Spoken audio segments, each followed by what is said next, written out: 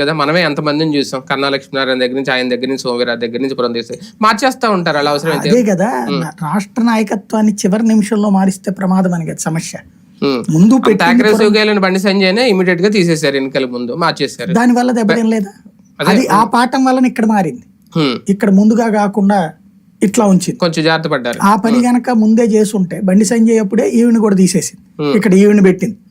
ఆ పరిణామం 2 చోట్ల దెబ్బతిందిగా. పార్టీకి అర్థమైంది ఇప్పుడు. కానీ చేతులు గాలేక ఆకులు పట్టుకోవడం, దాన్ని ఇంకెవరు ఏం చేయలేరు. వాస్తవంగా ఈవిడెందుకుని ఈవిని పెట్టారు అంటే, కమ్మ సామాజిక వర్గాన్ని ఎందుకు తీసుకొచ్చి పెట్టారంటే, తెలుగుదేశం పార్టీలో అసంతృప్తిని ఈవిడ క్యాచ్ చేస్తుంది, మనం తద్వారా తీసుకురావచ్చు అన్నటువంటి ప్రయత్నం చేశారు. ఈవిడ అలా చేయలేకపోయింది. ఈవిడ ఆ విధమైనటువంటి, అంటే ఆమె ఒక నాయకురాలకు ఉపన్యాసం ఇవ్వగలదు, లేకపోతే ఇంకొక యాక్టివిటీ నడపగలదు, కానీ గ్రౌండ్ లెవెల్ పాలిటిక్స్ని కథలు మార్చేటటువంటిది లేదు, ఆ స్ట్రాటజీస్ లేవు. సోమవీర్రాజు చేసినటువంటి వ్యాక్యూమ్ ఏంటయ్యా అంటే, తను పార్టీని ఈ బూత్ కమిటీలు ఎట్లాంటివి వేసుకొచ్చాడు, కానీ జోష్ నింపల. ఆ జోష్ ఈవిడ నింపుతుందని భావించారు.